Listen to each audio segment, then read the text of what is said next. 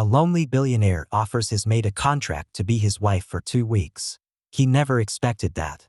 The sprawling estate of Marcus Langston sat atop the cliffs of Malibu, a testament to wealth and power. The mansion's modern design, with glass walls and sleek architecture, overlooked the Pacific Ocean, where waves crashed relentlessly against the rocks below. To outsiders, it was the epitome of luxury. To Marcus, it was a gilded cage. At 42 years old, Marcus Langston had everything most people dreamed of: billions in the bank, a reputation as a tech visionary, and a home that rivaled any five-star resort. Yet, since his wife, Eleanor, had passed away 2 years earlier, the mansion had become silent, empty of warmth or life. That morning, Marcus sat in his study, staring at a wall of photographs. Eleanor's smiling face stared back at him from various frames, capturing moments from their years together, dinners, vacations, and charity events. "Sir." The voice of his assistant, Victor, broke the silence. Marcus turned to see the older man standing at the door, holding a leather-bound planner. "What is it, Victor?" Marcus asked, his voice clipped. "You have a meeting with the board at 11, Victor said, stepping inside. "Also, I've noticed the staff turnover has been unusually high lately." Marcus frowned. "What do you mean?" "Several maids have resigned in the past 3 months, Victor said tactfully. "The agency sent someone new this morning." Marcus waved the hand dismissively. "Fine. Anything else?" Victor hesitated. "If I may, sir, you've been distant." "Perhaps." "I'm fine," Marcus interrupted. "Prepare the car for 10:30. Victor inclined his head and left, leaving Marcus alone with his thoughts. Downstairs, a petite woman with dark, curly hair was receiving instructions from the head housekeeper. Sophia Harper adjusted her uniform nervously as she took in the grandeur of the mansion. It was her first day, and the sheer scale of the place was overwhelming. Sophia wasn't a career maid. At 29, she had been working odd jobs to support her younger brother, Ethan, who was studying engineering. Their parents' sudden passing had left them with debts, and Sophia had taken on the role of caregiver and breadwinner. "You'll handle the West Wing," the housekeeper said curtly. "Mr. Langston doesn't like to be disturbed, so keep your distance unless instructed otherwise." Sophia nodded, clutching her cleaning supplies tightly.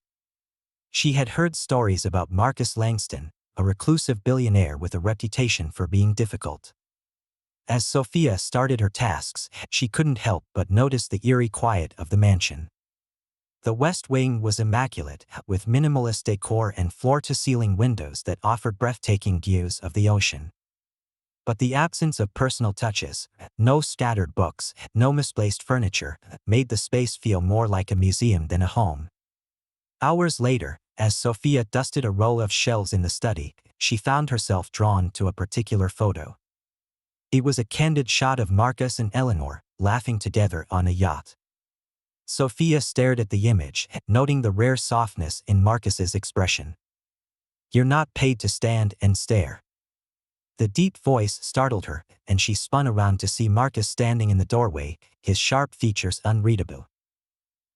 I'm sorry, Mr. Langston," Sophia stammered, setting down the photo. Marcus stepped inside, his gaze lingering on the photo before shifting to her. "You're the new maid?" "Yes, sir," she said, keeping her eyes lowered. He studied her for a moment. "Don't touch the photographs." Sophia nodded quickly. "Of course, sir. It won't happen again." Without another word, Marcus left, leaving Sophia feeling flustered and curious about the man behind the cold exterior. That evening, Marcus sat alone in the dining room, his meal untouched. The emptiness of the house was suffocating, a stark reminder of what he had lost. His phone buzzed on the table, pulling him from his thoughts. Marcus, the familiar voice of his sister, Vivian, greeted him. "What do you want, Viv?" he asked, leaning back in his chair. "I want you to stop wallowing and do something about your life," Vivian said bluntly. "You can't keep living like this." Eleanor wouldn't have wanted it. Don't, Marcus said, his voice tight. I'm serious, Vivian continued. Throw a party, take a trip, hire a companion, anything to break this cycle. You're wasting away in that mausoleum of a house. Marcus ended the call without responding, but her words lingered. The next morning, Marcus wandered into the kitchen, surprising the staff. He rarely left his study before noon. Coffee, he muttered, grabbing a mug. Sophia was wiping down the counters when she saw him. She hesitated, unsure if she should acknowledge him. Good morning, Mr. Langston, she said cautiously. Marcus glanced at her, noting her polite demeanor. Morning. She continued her work in silence, but Marcus found his attention drawn to her. There was something refreshing about her presence, a quiet competence that contrasted with the sycophants he usually dealt with. Sophia, is it? He asked suddenly. She looked up, surprised. Yes, sir. You've worked in places like this before. Not quite like this, sir, she admitted. But I've done similar work. Marcus nodded, seemingly satisfied. Good. Carry on. Over the next few days, Sophia's efficiency and unassuming nature didn't go unnoticed. Marcus began to notice small changes around the house, fresh flowers in the vases, perfectly polished surfaces, and the faint scent of lavender in the air. One evening, as Marcus passed through the West Wing, he overheard Sophia talking on the phone. I'm fine, Ethan, she was saying. Don't worry about me. Just focus on your studies, okay? Her tone was warm but tired, and Marcus paused, feeling an uncharacteristic pang of curiosity. Who was she, really? Sophia settled into her routine over the next week, her presence becoming an unassuming yet essential part of the Langston household. She rarely saw Marcus, except for fleeting moments when he passed through the house. When their paths crossed, their interactions were brief but increasingly cordial. One morning, as Sophia polished the glass railing overlooking the mansion's atrium, she noticed Marcus standing by the massive windows, staring out at the ocean. He seemed lost in thought, a solitary figure against the backdrop of crashing waves. Good morning, Mr. Langston, Sophia said gently, not wanting to startle him. Marcus turned, his expression softening slightly. Morning, Sophia. She hesitated before speaking again. The view here is beautiful.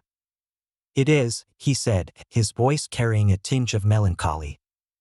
Eleanor loved it. Sophia nodded, sensing the weight of his words. I'm sure she had good taste. Marcus gave her a faint smile but didn't respond. After a moment, he left the room, leaving Sophia with a growing curiosity about the man who lived in such isolation. That afternoon, Marcus called Victor into his study. Tell me about the new maid, Marcus said, leaning back in his chair. Victor raised an eyebrow. Sophia Harper. She's been doing an excellent job. Efficient, polite, and very discreet. Marcus nodded. Where did she come from? She was referred by the agency. Her background is clean, no red flags, Victor said. Why do you ask? No reason, Marcus replied, though the question lingered in his mind. Later that evening, Marcus wandered into the kitchen, surprising Sophia as she cleaned up after the staff dinner. You're still working? He asked.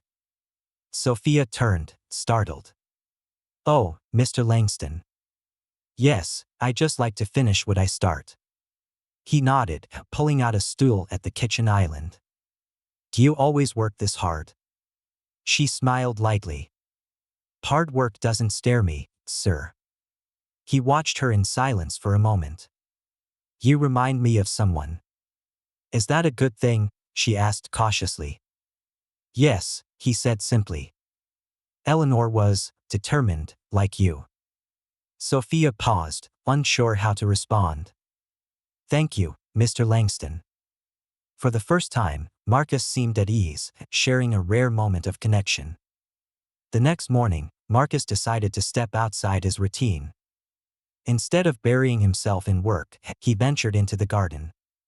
He found Sophia tending to the flowers, her hands deftly arranging a bouquet of lilies. "You're full of surprises," Marcus said, leaning against a pillar. Sophia looked up, startled but smiling. "I didn't think gardening would catch your attention." "Not many things do these days," he admitted. Sophia hesitated before asking, "If you don't mind me saying, sir, you seem lonely here." Marcus's expression darkened slightly. "Lonely? That's a curious observation for someone who barely knows me." "I'm sorry," she said quickly. "I didn't mean to overstep." "No," Marcus said, his tone softening. "You're right. This house is empty." He paused, glancing at the bouquet she had made. "Why do you stay, Sophia? You seem capable of so much more than cleaning houses." She laughed lightly. "Sometimes, life doesn't give you many choices. I have a brother to support, and this job pays well." Marcus studied her, impressed by her honesty. "A brother. That explains the phone calls." Sophia looked away, embarrassed. "I didn't think you'd notice." "I notice more than people think," Marcus said. "What's he studying?" "Engineering," she said, her face lighting up. "He's always been brilliant with machines." Marcus nodded, a small smile tugging at his lips. "Good. The world needs more people like that." Over the next few days, their conversations became more frequent. Marcus found himself drawn to Sophia's unassuming nature and genuine kindness. She didn't treat him like a billionaire or a grieving widower, she treated him like a person. One evening, as they sat on the terrace overlooking the ocean, Marcus asked a question that had been on his mind. "Do you ever think about doing something different?" Sophia tilted her head. "Like what?" "Anything," Marcus said. "Traveling, starting a business, building a life that's yours." She smiled wistfully. "Of course. But dreams are expensive, and right now, my priority is Ethan." Marcus admired her selflessness but couldn't help but feel a pang of sadness for her. She deserved more than a life of endless sacrifice. That night, as Marcus stared at the ceiling of his bedroom, an idea began to form in his mind. He had spent so long avoiding life, retreating into solitude after Eleanor's death. But Sophia had stirred something in him, a sense of possibility, of hope. The thought was absurd, even reckless. But the more he considered it, the more it made sense. He needed her. Not just as an employee, but as something more. The sound of waves crashing against the cliffs filled the air as Marcus Langston paced the length of his study. Outside, the late afternoon sun cast long shadows across the estate, but inside, Marcus's mind was consumed with an idea that had taken root over the past week. He had spent days questioning himself, analyzing every angle. The notion seemed preposterous, yet it was the only solution he could envision to bridge the gap in his life, a temporary fix to a problem that had plagued him for years. Taking a deep breath, he pressed the intercom button on his desk. "Sophia, could you come to my study, please?" Sophia Harper was in the middle of arranging fresh linens when she heard Marcus's voice. She frowned, unsure why he would summon her directly. Setting aside her task, she smoothed her uniform and made her way to the study. When she entered, Marcus was standing by the large window, his back to her. The golden light from the setting sun bathed the room in a warm glow, but his posture was tense. "You wanted to see me, Mr. Langston?" she asked, her tone polite but curious. He turned slowly, his face unreadable. "Yes.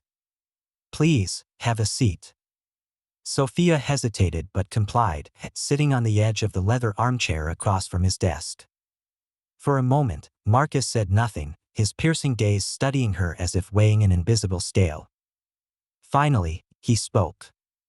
"Sophia, how long have you been working here?" "Just over 2 weeks, sir," she replied, her brows knitting together. "And in that time," he continued, "have you found this job fulfilling?" Sophia blinked, unsure of how to respond. Fulfilling. It's steady work, and I'm grateful for the opportunity. Marcus nodded, clasping his hands behind his back. You've been diligent, trustworthy, and discreet. But tell me, if money were no object, would you still be here? Her lips parted slightly in surprise. I'm not sure, sir. My priorities are supporting my brother and paying off debts.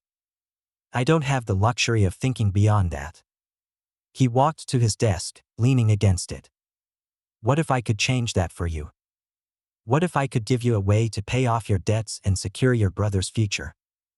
Sophia's eyes narrowed. What do you mean? Marcus hesitated for a fraction of a second before speaking. I have a proposition for you. Sophia's heart pounded as she listened to Marcus outline his plan. He spoke calmly, logically, as if presenting a business deal rather than a personal request. I need a companion for an upcoming series of events, Marcus explained. Fundraisers, charity galas, business dinners, appearances that require someone by my side. Someone, presentable and genuine. Sophia frowned. Why me? Because you're not like the others, Marcus said, his tone softening. You're not here to impress me or manipulate me. You're honest, grounded. That's exactly what I need. And what exactly are you asking? She asked cautiously. I want you to act as my wife, Marcus said bluntly. Sophia's eyes widened. What? Not permanently, he clarified quickly. Just for 15 days. A contract arrangement. In exchange, I'll pay you enough to cover your debts and ensure your brother can finish his education without worry. Sophia's head spun. The words felt surreal, as if she were in a movie rather than sitting in the study of a billionaire. Why would you need a fake wife? She asked, her voice barely above a whisper. Marcus sighed, running a hand through his hair. The truth is, after Eleanor, I let everything fall apart. My reputation, my connections, my presence in society. My board is losing confidence in me, and my sister Vivian has been pushing me to re-engage with the world. But I can't do it alone. Sophia stared at him, trying to process the enormity of what he was asking. You don't even know me.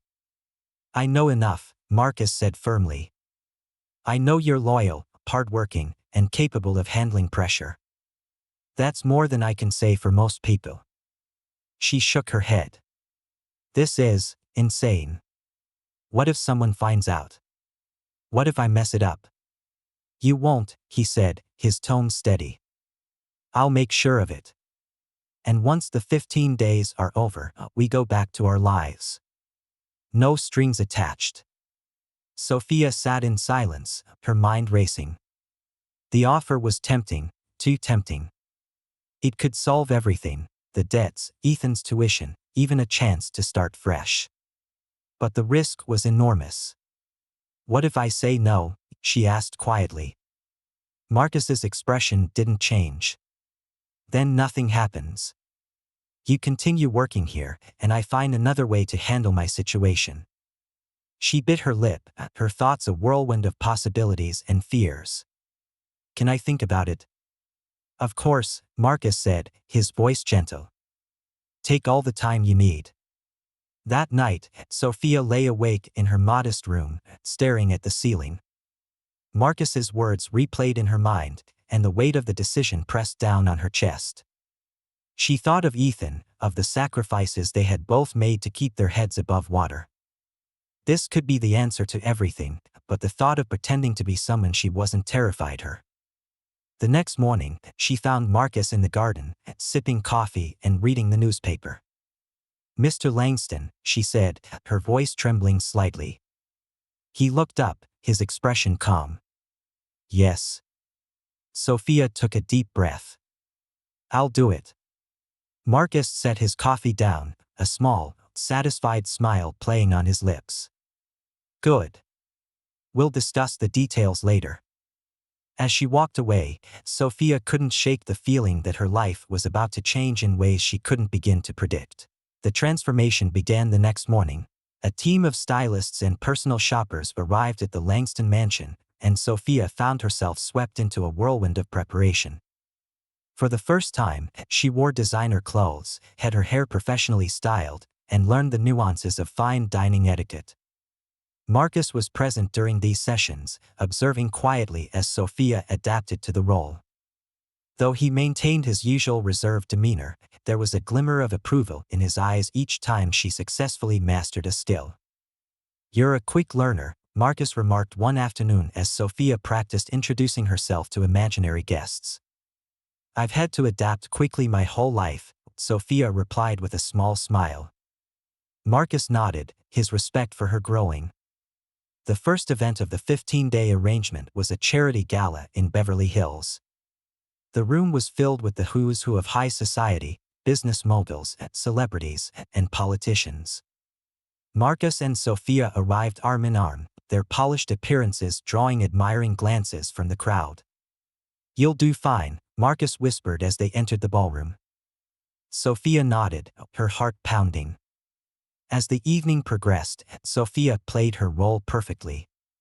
She smiled gracefully, engaged in polite conversation, and supported Marcus in every interaction. To her surprise, she found herself enjoying the evening, even as the weight of her deception lingered in the back of her mind. At one point, a woman approached them, a striking brunette with sharp features and a piercing gaze. "Marcus," she said with a smile that didn't reach her eyes. "I didn't expect to see you here, with company." "Vivian," Marcus replied evenly.